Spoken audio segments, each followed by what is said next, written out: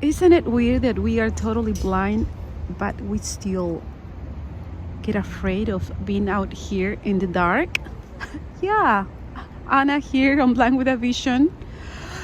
Happy International Day of Persons with Disabilities. I don't know if we should be happy about it or not, especially when you are waiting for your ride and it's already dark.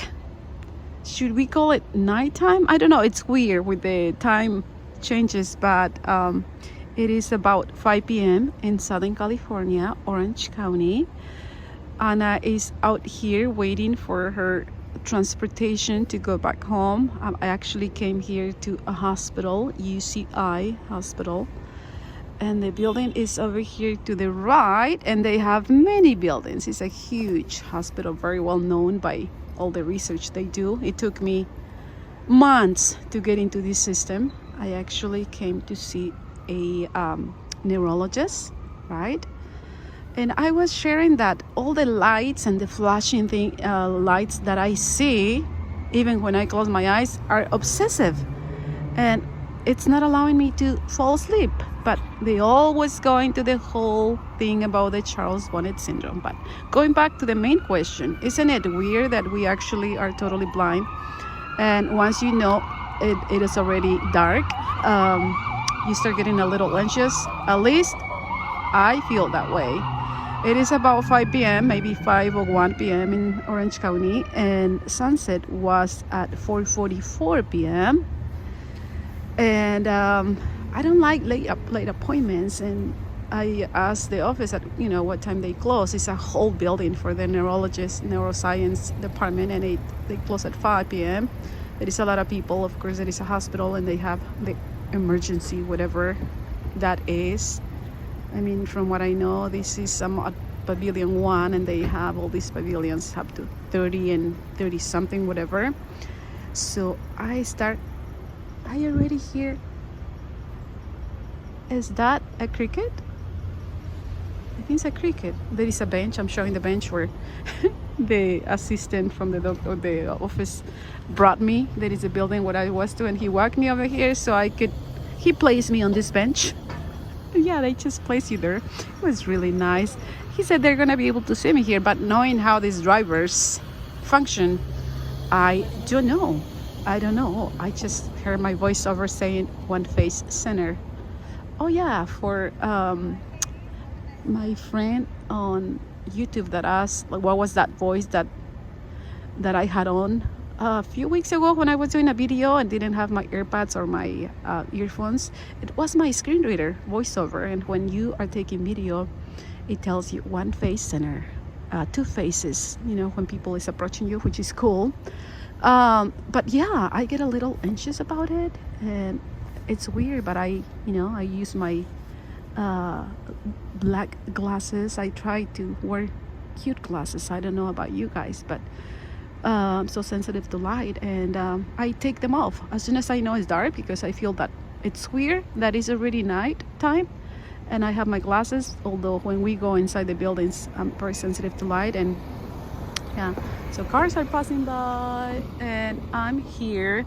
Another thing that happens is, besides getting a little freaked out because you don't know who's around you, and there are freaks after the pandemic, it got really bad. But another thing that I get a little frustrated is that drivers have notes on these reservations, and they know that you're totally blind and that you requested the white cane approach. Yeah, that's a request that we have here in Orange County for the accessible transportation, and even for taxi and other programs. I always let them know I'm totally blind, and please white cane approach, meaning that if you see someone with a white cane, approach. And a big tip is always to ask your rights, or put a note there that you are totally blind and that you are asking for the white cane approach, guide dog approach. Although I never did the guide dog thing because they would not want to pick you up, even if it's the taxi or a taxi program that is through the accessible transportation here in Orange County. I don't know how that is for you in your area or state or country, But here we use the Wyken approach. For some locations, it is to give you a phone call and receive a text message. That always helps, knowing that your taxi is approaching. In this case, it's an insurance taxi, so they're a little brainless. I believe they put on their application, I'm brainless. I'm a brainless driver, and they get higher. No, I'm just kidding. Not. I really mean it.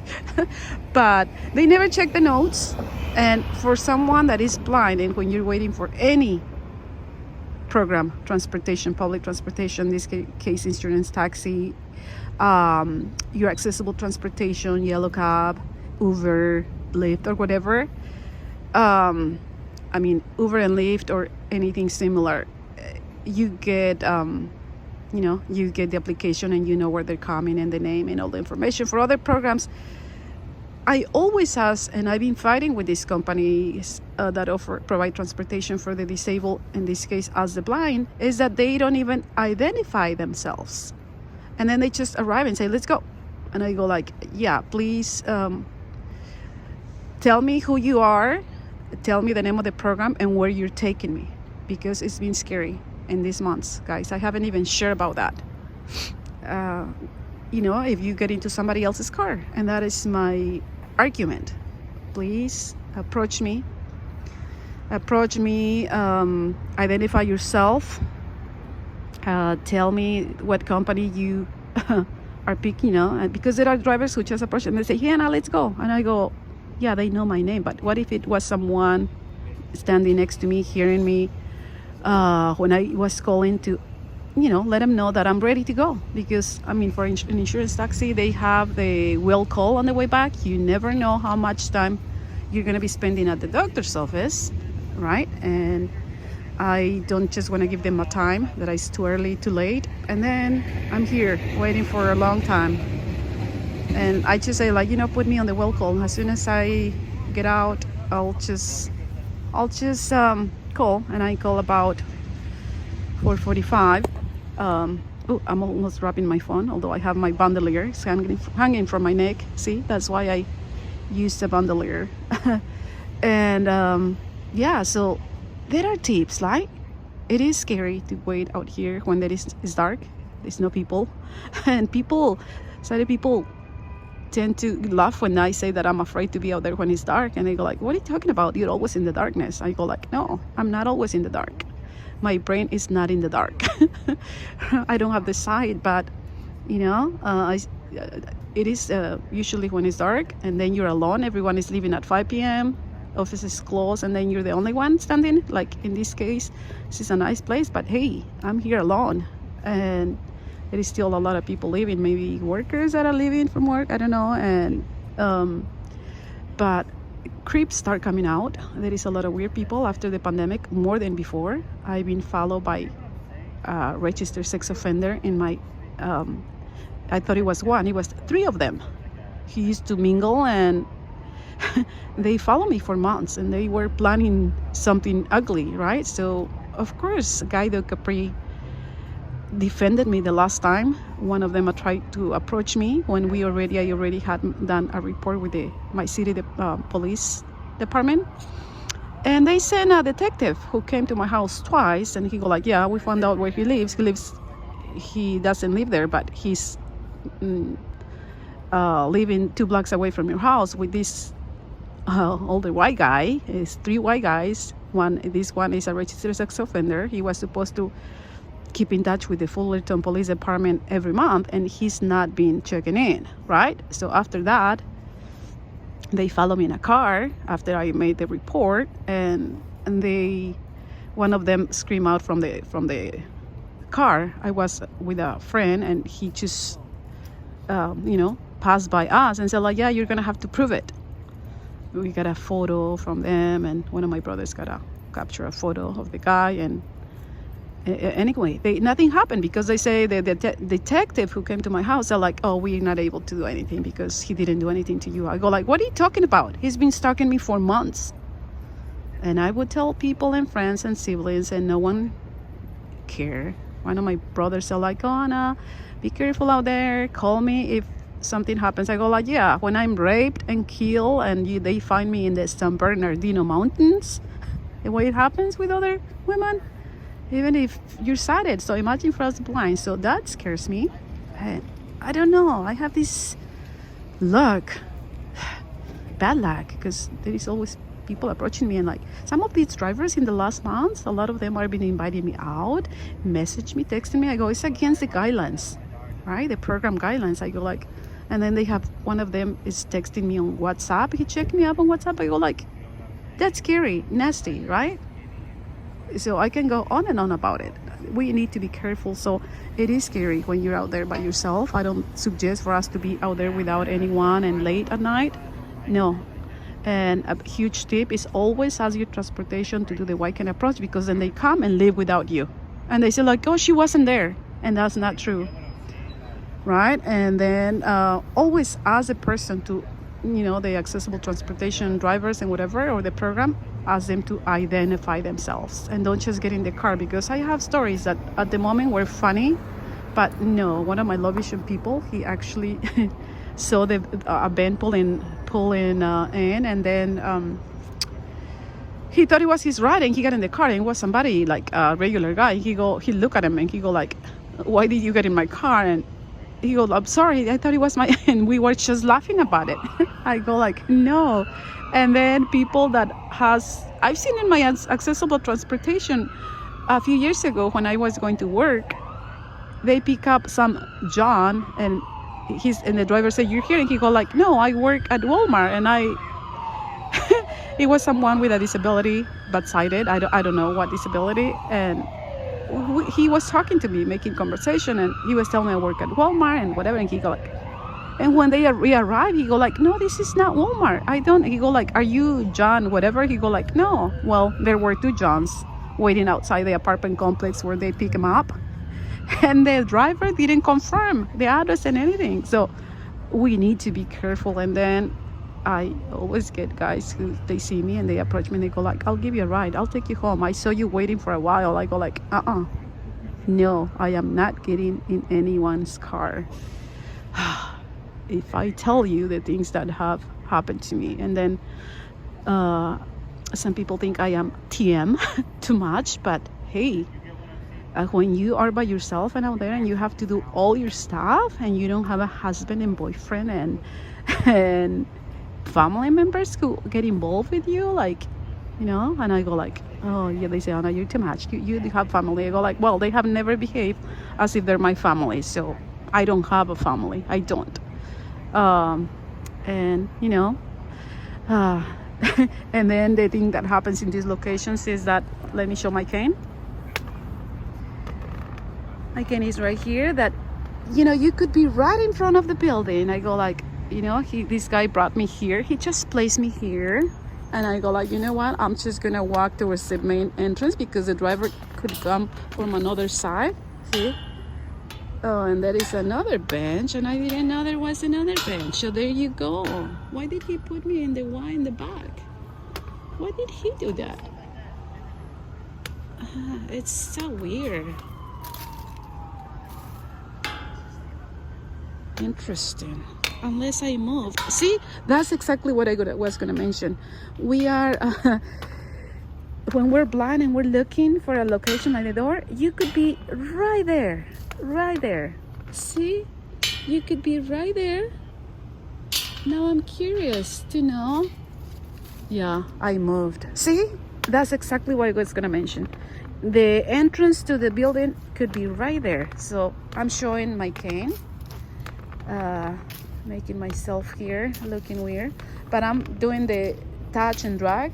I don't know if you're able to see it because it's dark. There is a lot of plants on the side. So I'm just touching the plants and dragging to the left. Touch and drag, right? So I'm gonna place myself not far away from the entrance of the building, because the driver might just come from this other side that I'm showing, right? And it's so funny sometimes, because you're just looking for the entrance, looking and looking. I have gotten lost here. And then I asked, do you see Pavilion 1? And they say like, it's right behind you. I go like, oh my gosh. I didn't know. So of course I'm videotaping and holding the phone with my left hand, and I get a little more distracted. That's why when I do my videos, but when I'm without videotaping and I have my AirPod, I do better.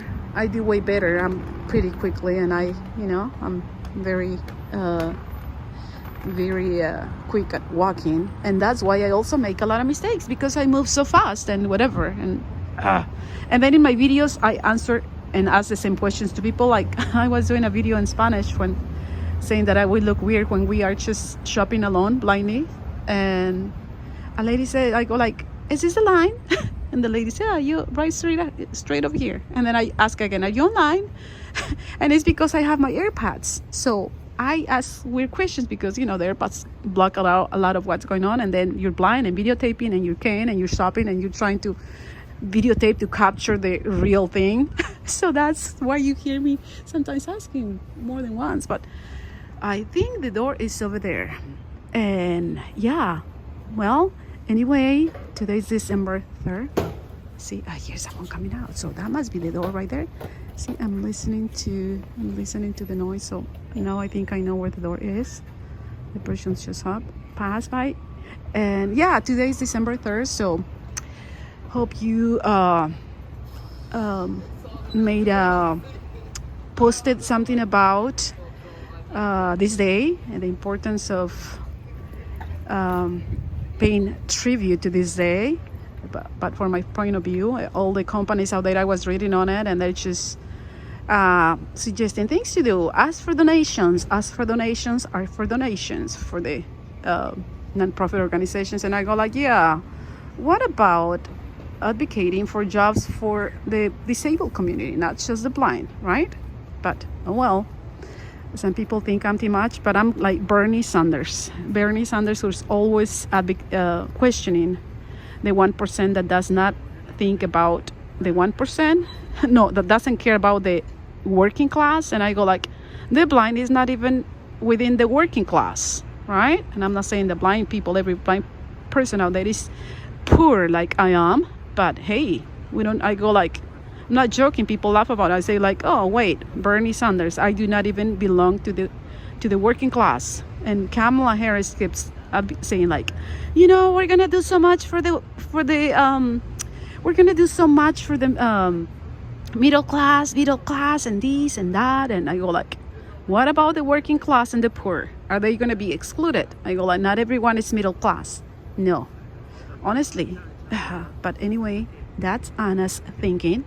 So I did hope that you made a posting out there and you did a hashtag what about employment for blind people, hashtag what about employment for people with visual disabilities. Yeah, these companies, they just get donations and donations, like Guides of America, who didn't even care. This dog ran away, put me in danger. I fell down. I called for a point to ask with the president, do you think he ever took a phone call? His right hand, do you think she ever responded to my email the next day when I said Aiko ran away? And they kept the dog and graduated the dog with somebody else, another blind person. Well, the dog was only 22 months when she got into the program when I was there. So I don't know. And then everyone, all those puppy raisers, stopped talking to me and distance themselves from me. I go like, yeah, they don't want to be questioned. That this dog had issues probably because of the puppy raiser too. Had this behavior, was a beautiful dog. And that's another story. But I just saw that the president from Guides of America is retiring. And of course he's going to leave his position to his best friend, the husband of someone blind that has done a lot of fundraising for the school. And I'm not lying about it. Did I get an appointment? Did I get a phone call from him? But if someone that is going to donate and do fundraising, they would call them right away. Not if you're the blind student, which, by the way, they're making money out of the blind community in this case. And they do have their favorite students, favorite blind workers who have done fun, have kissed ass for years. And they come to the class with knowing which guide dog is going to be for them, and they switch their dog even if it's a week before. But for me, it never happened. They never switched my dog, even though they saw this dog was running and running. Beautiful dog, by the way, but this dog was running away, like not wanting to be a guide dog. So that's why, because now you see all over social media, like, oh, Giving Tuesday, asking for donations, and go like, yeah, and then they grab a blind person, put glasses on, dark glasses, if not, they don't have one, some, with the white cane, and they put them on their social media, posting and saying like, oh yeah, we help blind people with disabilities. And I go like, did you get paid for that photo? Of course not. Of course they're not going to pay for it. It's all free. And then they go like, well, we gave you a guide dog. I know, yeah, I'm grateful for that. Capri was perfect, almost perfect. But when I expressed what happened, things about Capri and puppy race and stuff, like during dinner, during training, the blind student who was getting a dog and is a worker from Guides of America would scream across to the trainers. Oh, he would say the name of the trainer, like, oh, Sean, I want to throw this on your face. I mean, I was responding when they asked me about the puppy racers from Capri. When the puppy racer, the wife, when I called their house, and the husband gave me their phone number because he wanted to keep in touch with the dog that he raised, and she told me like, oh, she said the name of the husband. He doesn't live here, and I go like, huh? I was confused. I called Guides of America again and said like, no, this is your puppy racer's phone number. And I noticed how during graduation, when they came to Capri's graduation, she didn't even wanna like, I think she didn't like me. And it's okay that people don't like me. I still like me. and then I called back and she goes, I already told you. Yeah, he doesn't live here. And I got it. And then he, throughout the months or the first 2 years, he messaged by email, but it would be from her email. And I messaged saying that, Capri died. And he called and he asked me, he speaks Spanish, and he asked me to speak English because his wife was standing there. And I go like, oh, weird. So yeah, so this organization is well known. I know someone from Vegas that she said she got a dog like a month before she came. And then I go like, what? So you just come to class pretending that you didn't know? Go like, no, you just have to get surprised. And we are all excited. I go like, donors who are sending money and the donations to these schools or these agencies, they should know about it, but it's too much noise. Anyway, I'll talk to you soon, and that is the vision for today. I'm gonna call my the transportation and see where they are. Anyway, either way, I guess happy International Day of Persons with Disabilities. Is not, the blindness does not, I don't think it kills us. Maybe there is here and there someone that has killed him, kill him or herself because of the blindness. Maybe they were depressed about it, but it doesn't kill. We always make it and can still enjoy life and do many, many, many things. And others make money out of us, but the employment among the blind community is a very small percentage. And those who have a job, they go like, but it's not like that for me. I go like, well, you were the lucky one who applied for that position when 100 people applied for it. There are many blind people that are qualified to work, and we can do the job. But anyway, all right, I'll talk to you soon. And this is getting dark and I'm getting a little anxious. All right, bye. I'll see you in the next vision. Bye for now. Yeah, it took about like 45 minutes for them to send someone.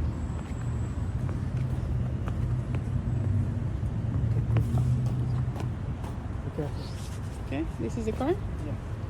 Keep walking, keep walking. All right. And then move to this side. All right.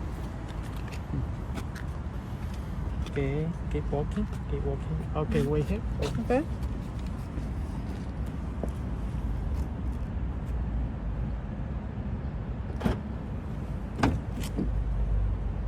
You have more passengers in there?